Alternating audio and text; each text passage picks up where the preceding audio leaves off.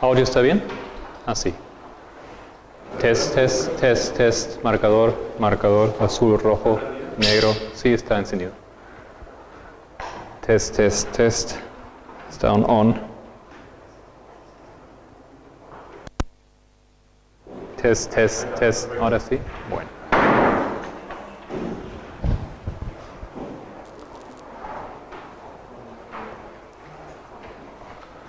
Bueno, unas muy buenas noches y un saludo a todos. Me alegro mucho de estar aquí con ustedes después de 20 años no haber estado en ese pueblo. Es una alegría ver la sala tan llena. Muy bienvenidos todos. Estamos aquí con la ayuda del Señor, después de planificar, pensar, esperar algunos años, un seminario se hizo realidad. Me alegro que hayan venido. Voy a dar unas pequeñas palabras de introducción. Hoy en día va a ser el programa un poco diferente. Como ustedes ya han visto, vamos a tener 1 hora en total. ¿Necesito eso?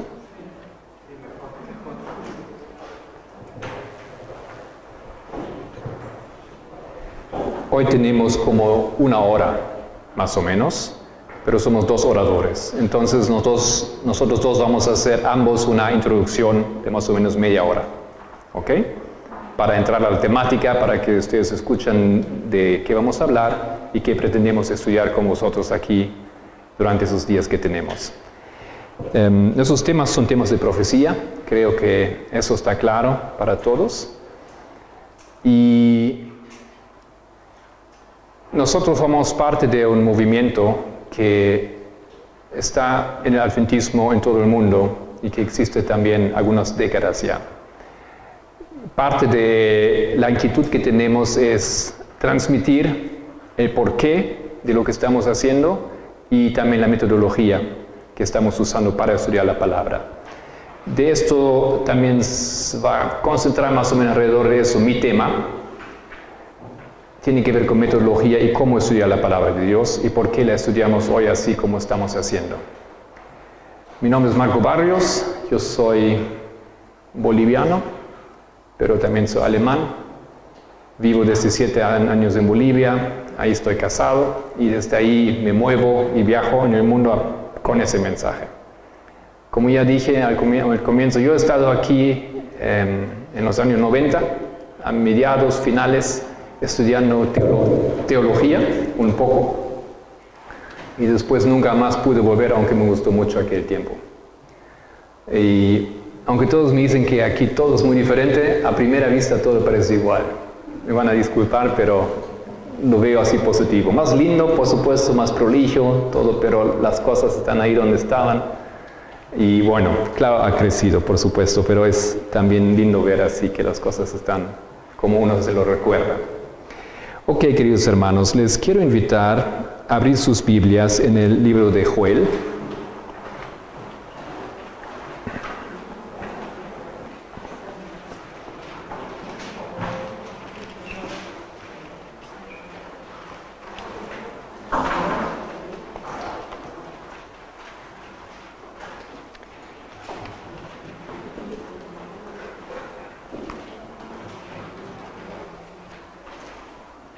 El libro de Joel contiene varias profecías interesantes, pero ha recibido el nombre de uno de los libros de los pequeños profetas o profetas pequeños. Y a veces ese título, pequeños profetas, relacionamos con la importancia del mensaje, como si fuera tal vez menor que un profeta como Isaías o Daniel. Eso, claro, no era la intención a dárselo ese nombre, simplemente es un poco más breve su obra y tal vez también su trabajo. Pero ese libro comienza con unas frases muy interesantes, pero a la vez enigmáticas. Y quiero con ustedes compartir esas frases y abrir esto para un estudio que va a desembocar en mirar un poco la historia de nuestra iglesia. La historia de nuestra iglesia desde que cerró el movimiento milerista y las cosas que han acontecido, porque aquí ese libro nos da la pauta por qué deberíamos hacerlo. Entonces simplemente vamos a leer los primeros versículos. Palabra de Jehová que vino a Joel, hijo de Petuel. Oíd esto, ancianos, y escuchad todos los moradores de la tierra. ¿Ha acontecido esto en vuestros días o en los días de vuestros padres? Momento, ¿a qué se refiere? Normalmente, cuando uno empieza una frase así, se supone que antemano ya había dado alguna información. ¿Ha acontecido esto, hermano? Eso me va a decir, ¿qué está hablando? ¿A qué te refieres? Bueno, tenemos la esperanza que tal vez en el siguiente versículo va a aclarar a qué se refiere. De esto contaréis a vuestros hijos, y vuestros hijos a sus hijos, y sus hijos a la otra generación. ¿Pero de qué? ¿Qué van a contar? ¿O qué nosotros vamos a contar? Ni siquiera sabemos de qué está hablando. Bueno, tal vez el versículo 4 nos ayuda. Lo que quedó de la oruga comió el saltón, y lo que quedó del saltón comió el revoltón, y la langosta comió de lo que del revoltón había quedado. Y después comienza el siguiente párrafo. Esto aquí es un poco enigmático. ¿Por qué? Porque no dice claramente a qué se refiere, pero a la vez sí lo dice. Y esa cuestión es, a mi parecer, sumamente interesante, porque nos desafía, mediante la estructura de la construcción de las informaciones aquí, nosotros deberíamos ser capaces de comprender a qué se refiere o de qué está hablando. Primeramente, una cosa que es interesante es que cuando él hace la primera pregunta, oíd esto, ancianos, escuchad todos los moradores de la tierra, ¿ha acontecido esto en vuestros días o en los días de vuestros padres? Y ahora, versículo 3, de esto contaréis a vuestros hijos, y vuestros hijos a sus hijos, y sus hijos a la otra generación. Ustedes ven aquí que la información que no se comprende, que no se entiende, abarca 4 generaciones. La generación de aquel que está escuchando, la generación de sus hijos, sus nietos y bisnietos. ¿Ok? Eso es una información que no está a la superficie, pero que podemos encontrar claramente aquí. Y luego, como totalmente desatado del contexto, al aparecer, él habla de esos insectos. ¿Qué tienen que ver esos insectos? Lo que quedó de la oruga comió el saltón, y lo que quedó del saltón comió el revoltón, y la langosta comió lo del revoltón había quedado. Entonces voy a dibujar aquí, para hacerlo un poquito más visual, que él nos acaba de explicar, y no sé exactamente porque no se puede saber bien exactamente qué insectos son esos aquí. Es un poco difícil. Algunos dicen que es el mismo insecto que se desenvuelve, otros dicen que son diferentes insectos, no hay claridad, pero hay claridad que esos insectos, nadie de nosotros quiere tener esos insectos en su huerta, porque lo que hacen esos 4 es toda la misma cosa, él los destruye, ¿no es cierto? Primero destruye, el segundo, feliz de lo que el primero había dejado o sobrado, continúa destruyendo. Después tenemos aquí la langosta también, esa langosta que aparece en multitudes y ella destruye. Y luego el último bichito.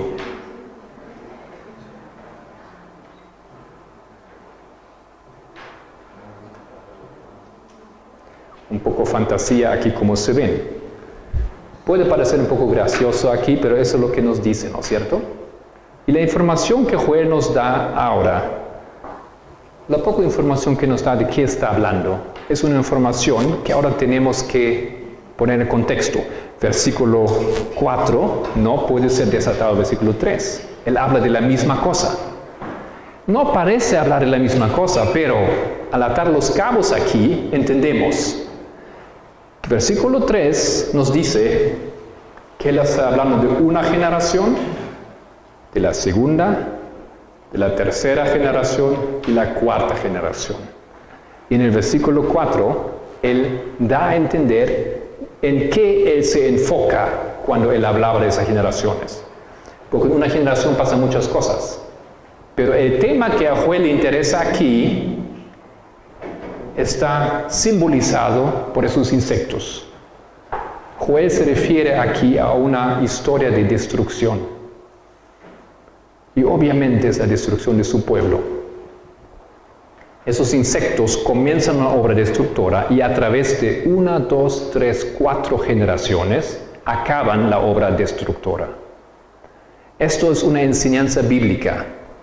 La Biblia, y vamos a dar algunos ejemplos en breve, la Biblia representa o usa números para representar eventos o cosas. Número 7, todo el mundo sabe qué representa. Número 10, un símbolo de los mandamientos. Número 3, símbolo de varias cosas. También en la Biblia conocemos algunos números. Pero el número 4, tal vez uno de los no tan conocidos, es un símbolo de destrucción. O, tal vez un poco más preciso, un símbolo de un proceso. Porque también hay un proceso al positivo, como en este caso es un proceso al negativo, de mal a peor. ¿Okay? Ahora, lo que el teólogo normalmente hace para ver de qué habla este hombre aquí, él mira un poco la historia. Ahora, el caso con Joel es un poco difícil, porque si ustedes buscan comentarios sobre Joel, simplemente van a leer que no se sabe cuándo él ha vivido. No se sabe. No hay indicios en ese libro claros que nos ayudan a colocar a este hombre en algún lugar específico.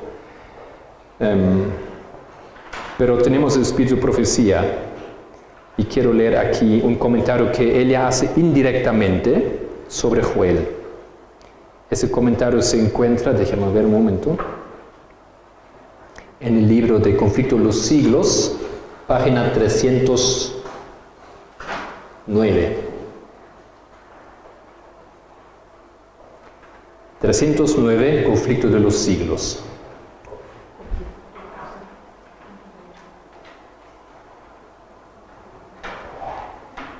Ella habla de otra cosa. Dice lo siguiente: el 19 de agosto de 1780 figura en la historia como el día oscuro. ¿No? Conocemos el día oscuro,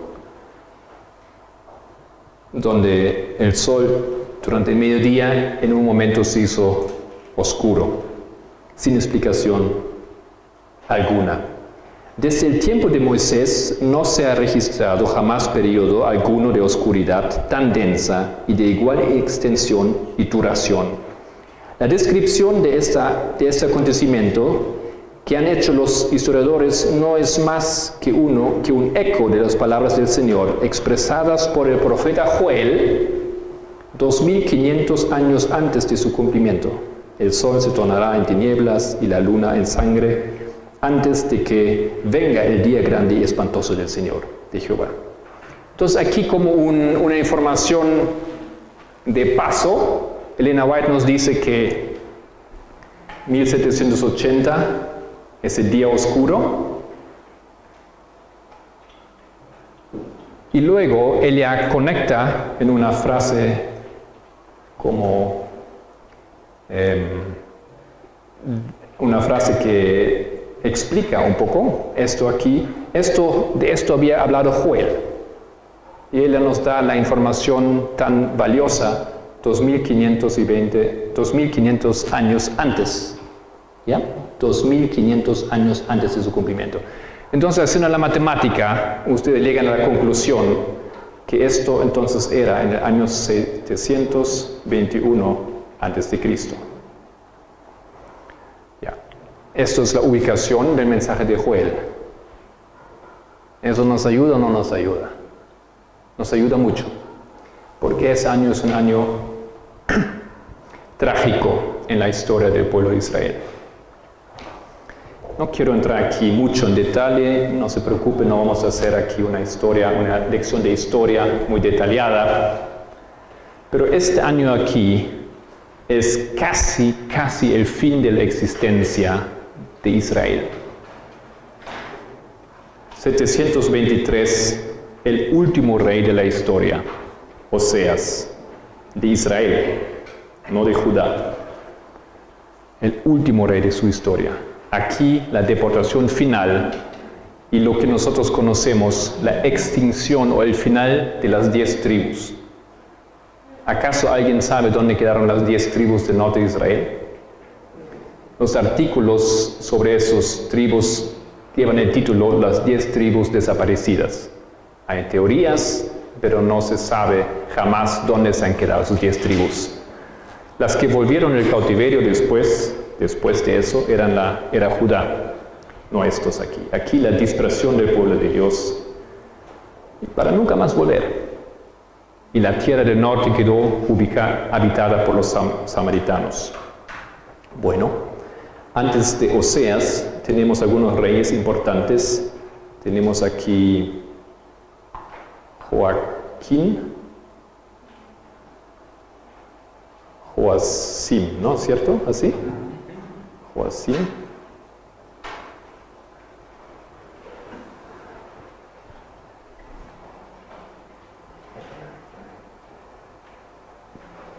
Esto aquí era Manasés. Eso era del reino del norte, Samaria, Israel. Joacás, eso era Josías, creo, ¿no? Josías y Amos, Amón, disculpa. Creo que así. Esos son los últimos reyes de la historia, los últimos 7 reyes. Y en esa historia, si entendemos un poco ese contexto, estamos aquí, 721, 2 años antes de la extinción. Entonces, cuando Joel nos dice esto, y ahora vamos a leer otra vez.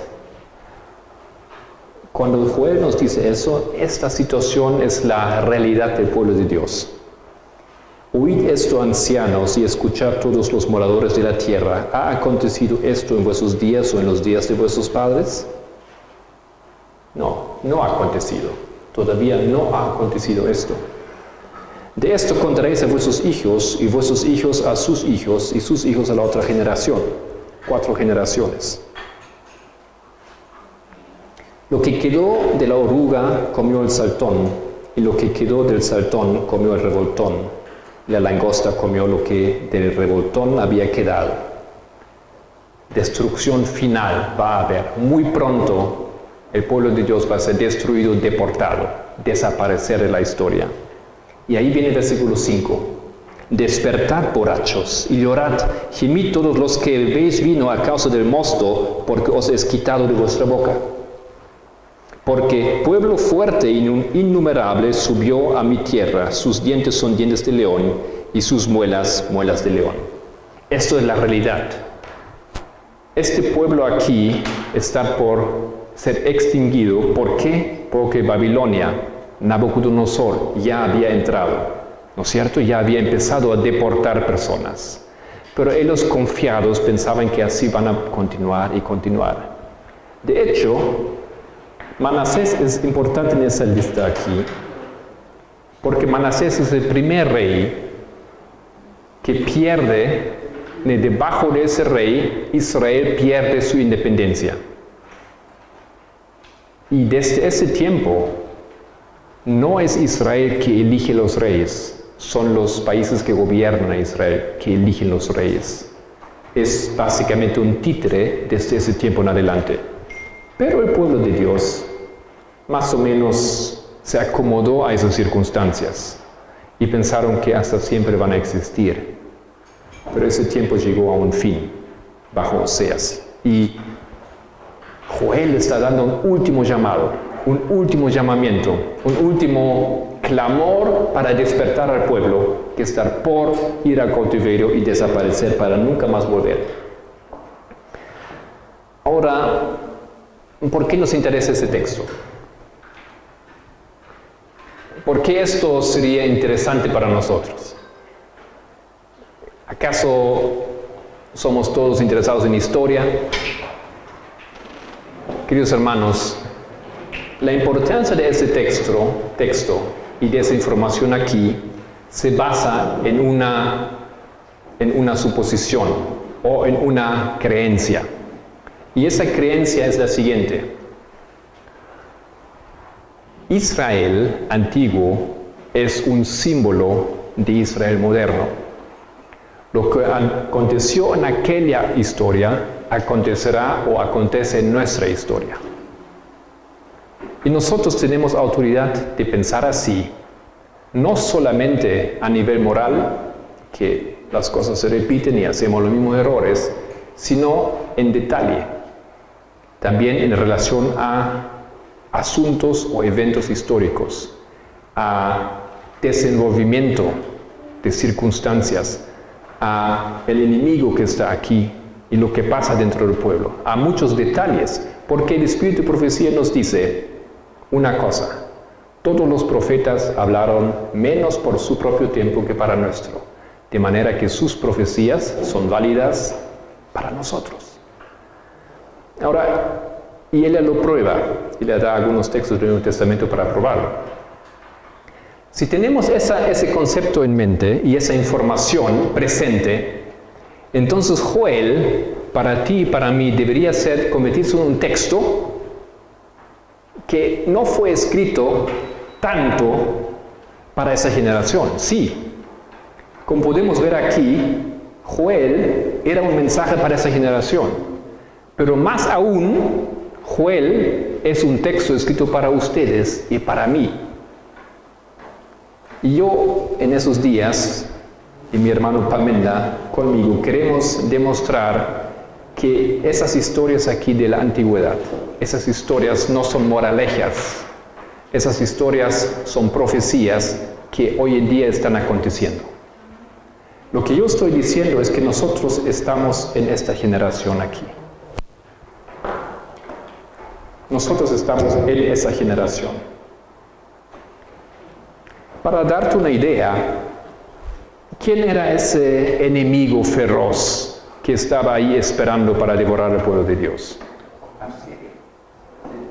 Asiria era aquí, y aquí en ese tiempo Babilonia, ¿no es cierto?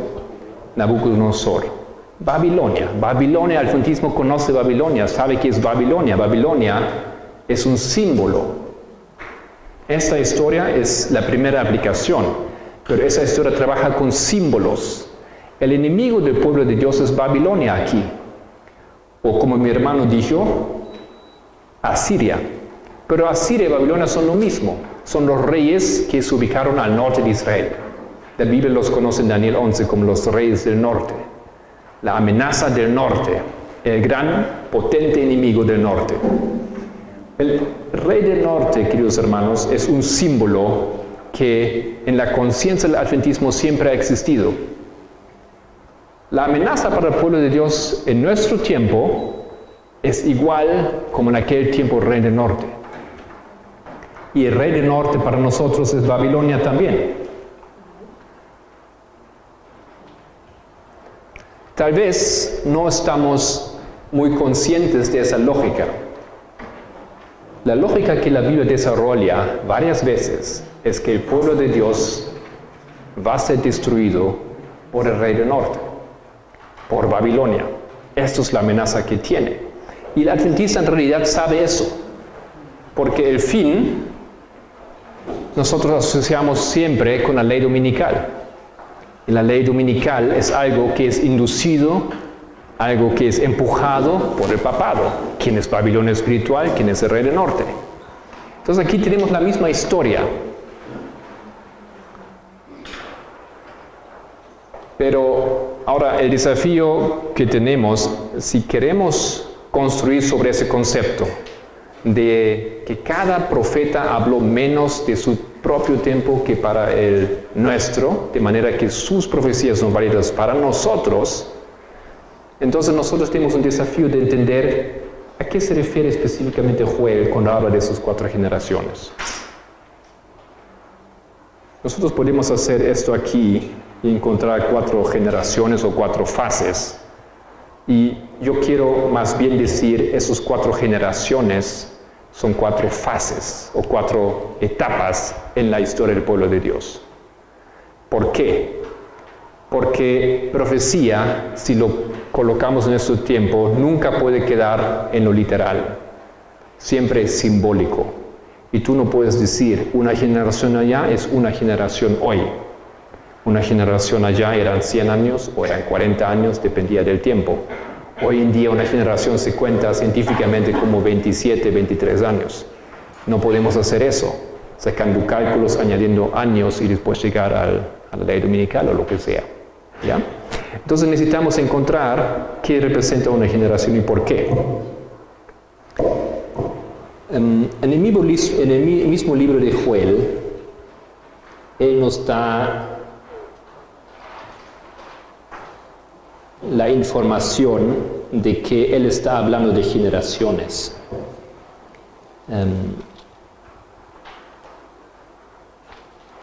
Subiendo un poquito más atrás.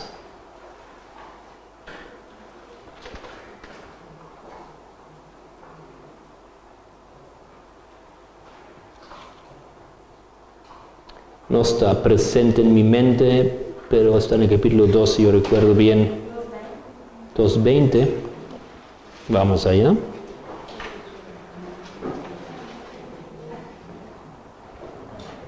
No. En algún momento aquí, en Joel, explicando la visión, él dice que son generaciones. Pero no recuerdo dónde estaba esto. Ya. Capítulo 2, versículo 2.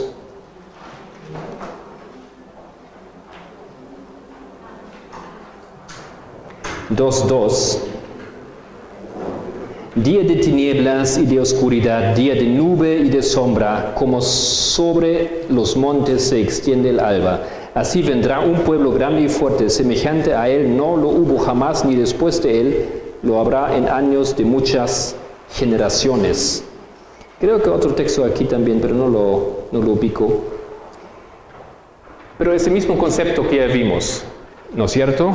Tu generación, tus padres, tus hijos, etc. Eso aquí nos trae a comprender que él está hablando de algo que tiene que ver con tiempo.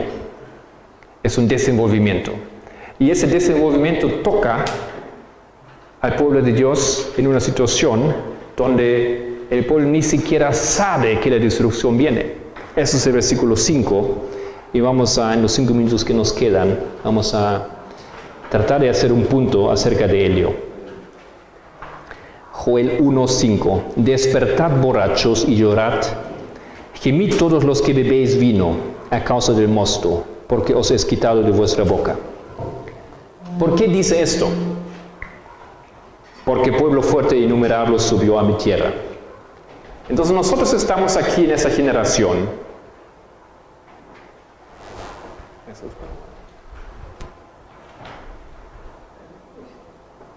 Estamos en esa generación. En este momento viene la alarma. Como símbolo voy a poner aquí una trompeta. El profeta está alarmando a su pueblo. Y él dice, el enemigo ya está. El enemigo ha venido. ¿Y cuál es el problema del pueblo en esa situación aquí? Son borrachos. Cuando estás borracho es fatal. Estás durmiendo, pues eso es fatal. Porque estás feliz en tu sueño. No te das cuenta de lo que acontece. No estás ni siquiera muy consciente en qué situación estás. Ahí está el pueblo de Dios, borracho. ¿Pero borracho de qué? De vino. ¿Vino símbolo de qué en la Biblia? De doctrinas. Entonces tú eres borracho, no se refiere a vino literal, ¿no es cierto? Se refiere a doctrinas. Y nosotros sabemos que eso es doctrinas porque conocemos el símbolo de la gran ramera con la copa del vino que emborracha a todas las naciones. Sabemos que es la Iglesia Católica, que mediante sus doctrinas hace ese trabajo. Entonces aquí el pueblo de Dios, en su última generación, antes de su destrucción final y para siempre, esa es la historia de aquí de Joel, en esa situación el pueblo está menos que preparado, menos que listo para, o todo lo contrario que listo que para enfrentar al enemigo. Y ese pueblo de Dios, nosotros sabemos, puede enfrentar cualquier enemigo porque Dios está a su lado y lucha por él. Podría aquí sobrevivir, pero no va, porque ellos decidieron hacer una cosa que no deberían hacer. Han bebido vino fermentado y se emborracharon. ¿Ok? Ahora, si nosotros queremos transportar esto a nuestra generación, entonces aquí nosotros estamos hablando de doctrinas.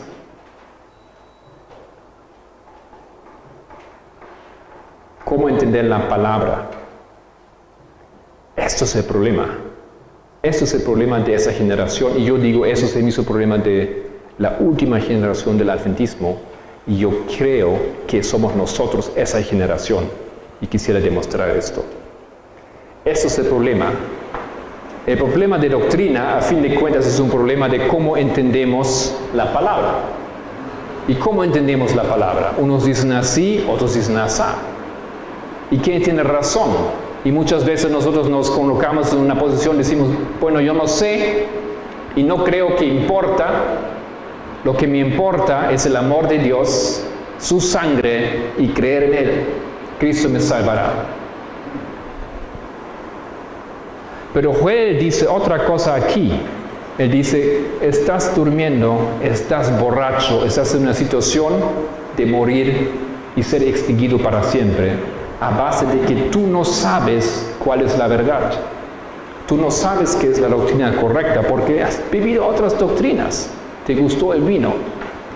Y esta situación, queridos hermanos, yo entiendo en esa aplicación que es justamente nuestro dilema. Y ahí empieza entonces mi estudio y eso es lo que yo quiero compartir con ustedes. ¿Podríamos encontrar en nuestra historia una historia de 4 generaciones? ¿Podríamos demostrar que nosotros hemos pasado por un proceso destructivo? Un insecto en algún momento comenzó a hacer algo con las doctrinas de nuestra iglesia. Luego ese insecto, que tiene que ser dentro de nuestro mismo cuerpo o nuestra iglesia, ha continuado hasta que finalmente llevó al pueblo de Dios en una situación mental y espiritual que no se da cuenta ni siquiera. Que está feliz porque está borracho, que se siente bien. Y queridos hermanos, yo digo, y creo que podemos ver eso fácilmente, que eso es exactamente lo que la Biblia también conoce como la condición de la Odisea.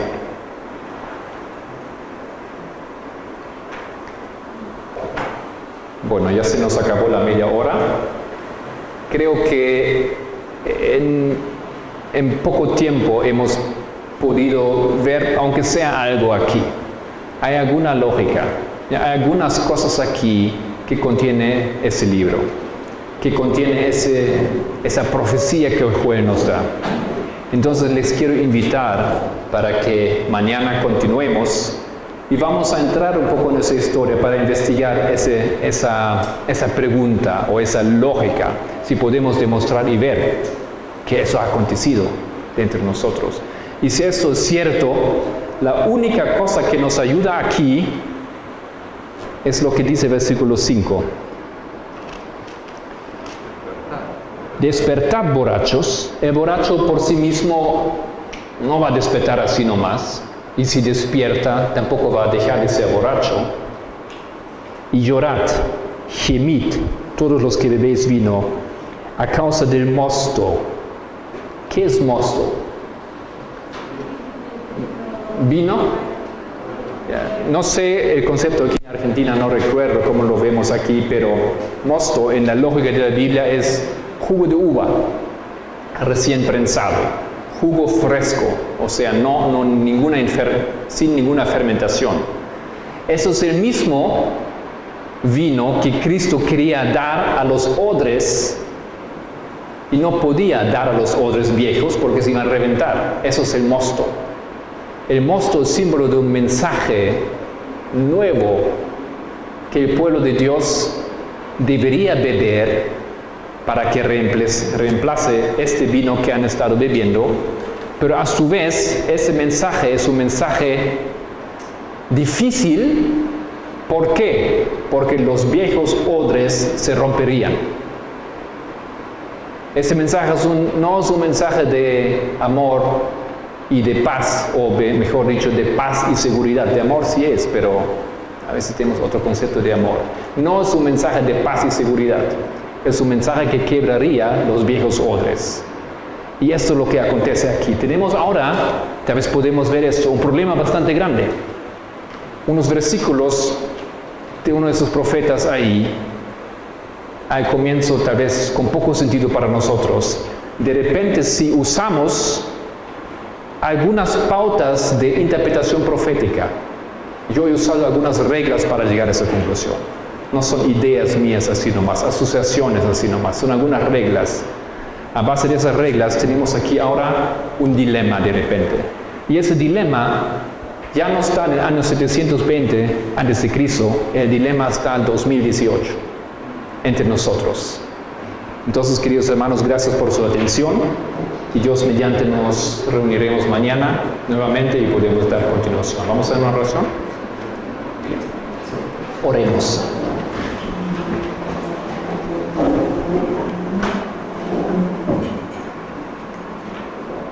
Padre nuestro, aquí hemos abierto tu palabra en un pequeño libro. Las primeras palabras, Señor, son dirigidas a nosotros, esa es mi convicción. Espero, Señor, que nos puedas demostrar que esto realmente es así, si eso es tu voluntad y si eso es cierto. Necesitamos el Espíritu Santo para que nos guíe a través de esos estudios. Por lo tanto, le queremos invitar para trabajar en nuestros corazones. Si eso es cierto, nosotros, querido Señor, somos esa generación. Y si eso es cierto, tenemos un gran problema.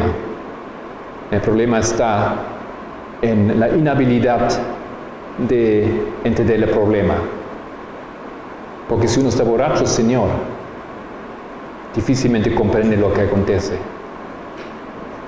Nada más que un milagro, querido Padre. Nada más que tu poder, tu misericordia, tu obra pueden hacer algo aquí que revierte la situación. En el nombre de Jesucristo te agradezco que tenemos esta posibilidad de reunirnos aquí. Te alabo, te agradezco. Amén.